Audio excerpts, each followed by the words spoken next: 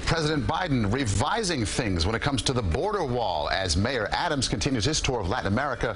The administration says it plans to build roughly 20 miles of additional border wall in South Texas. The reason the president says is behind it all. And welcome back here at 5:30. I'm Maurice Dubois. And I'm Alice Gaynor. New questions tonight about border security after President Biden changes course on building a section of border wall. CBS 2's Dick Brennan put questions to the administration about whether policy has actually changed.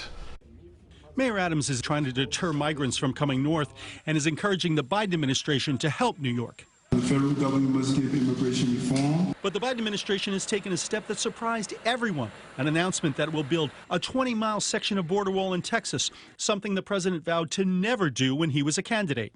There will not be another foot of wall constructed on my administration. Today, the president said he doesn't want a wall, but his hands are tied by a 2019 law.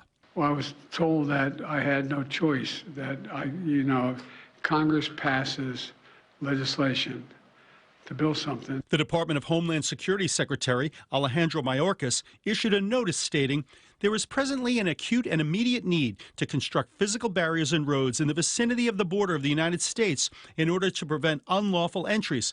Now Mayorkas claims that his written statement was taken out of context and that it did not signify any change in policy. Our policy remains as it was since day one. We are opposed to the construction of the wall. If you're confused about the policy, I put the question to Blas Nunez Neto, the Assistant Secretary for Border and Immigration Policy. The phrase from the Secretary was that there was an acute and immediate need to build barriers. Is that true or not true? Like I said, there was an acute and immediate need to comply with Congress's direction in the law that we move forward with.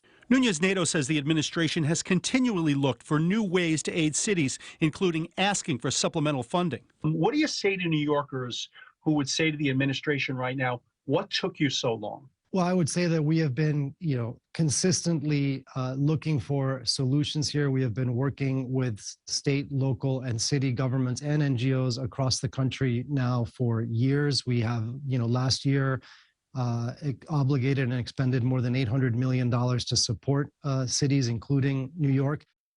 Now, the Biden administration also just announced that it would begin directly deporting Venezuelan migrants who account for about a quarter of illegal border crossings last month.